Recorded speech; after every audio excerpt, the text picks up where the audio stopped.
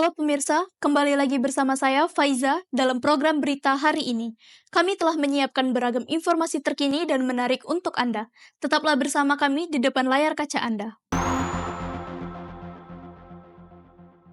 Berita pertama datang dari kota Bengkulu. Seorang mahasiswa dari Universitas Bengkulu mengalami kejadian naas berupa kemalingan motor di kawasan Jalan Bandaraya Kecamatan Muara Bangkahulu, Kota Bengkulu. Kejadian ini terjadi pada Sabtu, 12 November 2024. Korban yang merupakan warga Kelurahan Panorama ini telah melaporkan kejadian tersebut ke pihak berwenang, dan sampai saat ini kasusnya masih dalam tahap penyelidikan kepolisian. Inilah lokasi kontrakan di kawasan Jalan Bandaraya, tempat kejadian pencurian sepeda motor berlangsung. Korban meninggalkan motornya dalam keadaan terkunci stang. Namun, saat pagi hari, motor tersebut sudah tidak ada di tempat. Tanya-tanya sama teman itu, motor itu udah nggak ada apa enggak, ternyata benar-benar nggak ada. Kenapa bisa mikirnya nggak ada? Karena waktu itu kunci motornya masih sama aku. Kunci motor sama aku, cuman motornya kan udah nggak ada, posisi motor juga kunci stang. Jadi kayak kekhawatiran itu bertambah, kayak deg-degan tuh masih nambah. Adalah udah minta tolong sama teman, langsung lanjut ke polsek untuk pengaduan. Pihak kepolisian telah melaksanakan olah tempat kejadian perkara dan sedang mengumpulkan informasi serta bukti dari saksi-saksi di lokasi kejadian. Demikian kabar mengenai kasus pencurian sepeda motor di Bandaraya, Kota Bengkulu. Semoga pihak kepolisian segera menemukan titik terang dalam penyelidikan. Tetaplah waspada dan pastikan kendaraan Anda aman. Kita beralih ke kabar selanjutnya. Taman Hutan Raya Rajolelo, yang terletak di Kelurahan Bentiring Permai, Kecamatan Muara Bangkahulu, Kota Bengkulu, kini menjadi destinasi favorit anak muda. Keindahan alamnya yang asri dan terjaga menjadikan taman ini pilihan untuk berfoto, membuat video, memancing, dan berkemah. Namun, seberapa memadahi fasilitas umum di sana? Untuk mengetahui lebih lanjut, kita sudah terhubung dengan reporter kami di lapangan. Halo Dia, selamat siang. Baik, terima kasih Faiza. Selamat siang pemirsa, saat ini saya sudah berada langsung di lokasi Taman Hutan Raya Rajolelo, Kota Bengkulu. Baik Faiza, terkait infrastruktur dan fasilitas yang berada di Taman Hutan Raya Rajolelo ini memang terlihat kurang terawat. Kurangnya perhatian dan pengelolaan dari dinas terkait membuat kondisi fasilitas dan infrastruktur yang berada di Taman Hutan Raya ini menjadi terbengkalai.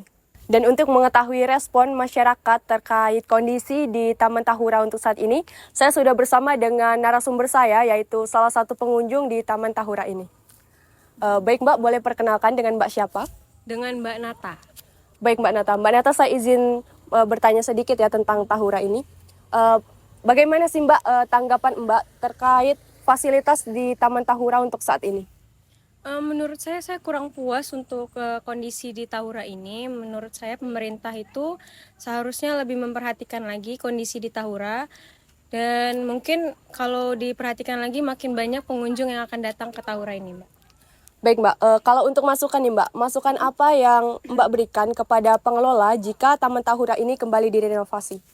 Masukan saya untuk pengelola mungkin lebih diperhatikan lagi untuk tempat duduk pengunjung itu lebih baik dicat ulang, dan untuk tempat sampah itu lebih dibanyakin lagi, dan mungkin untuk jalanan itu masih banyak yang berlubang, Mbak.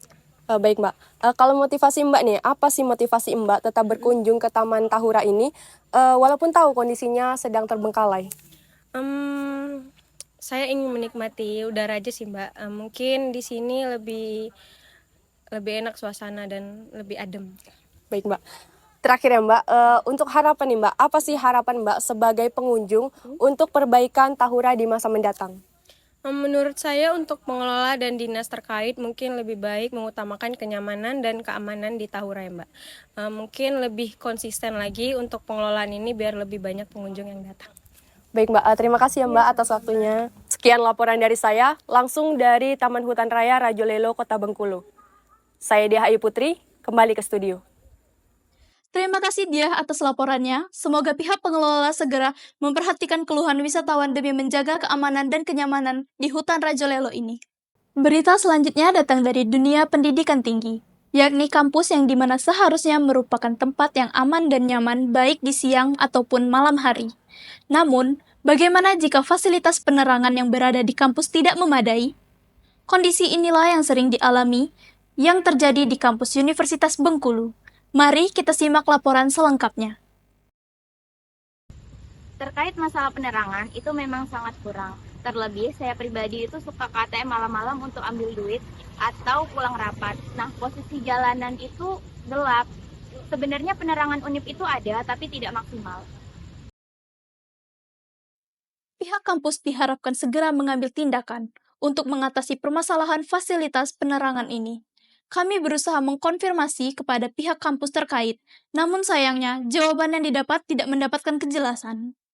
Pemirsa, di berita terakhir dalam program kami hari ini, kita akan membahas dampak musim pancaroba yang dirasakan oleh para nelayan di pesisir Kualo, Kota Bengkulu.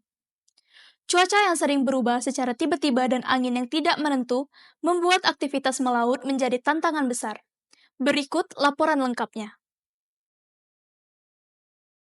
Musim pancaroba membawa ketidakpastian bagi para nelayan. Keadaan cuaca yang berubah-ubah dan angin yang tidak menentu membuat nelayan harus lebih berhati-hati saat memutuskan untuk melaut. Kalau untuk pancaroba memang sangat pengaruh. Kadangkala bisa berangkat ke laut, kadangkala enggak. Sedangkan hasil penangkapan cukup kurang. Karena keadaan pancaroba, angin kadang berubah, mulai berembus dari selatan ke barat, kemudian kembali lagi ke timur.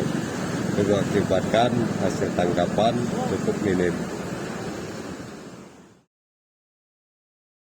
Itulah laporan mengenai tantangan yang dihadapi para nelayan selama musim pancaroba.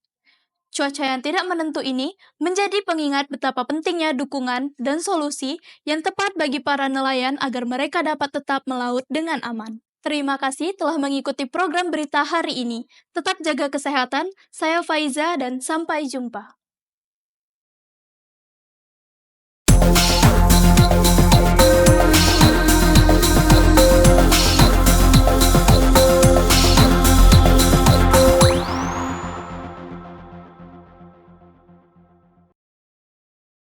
Katanya sekolahku dibangun dengan dana yang besar. Jadi sekolah yang besar, luas, banyak mainannya.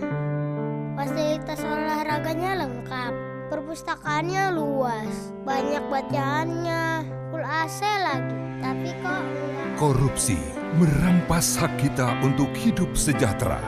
Korupsi membunuh bangsa. Lihat, lawan, laporkan.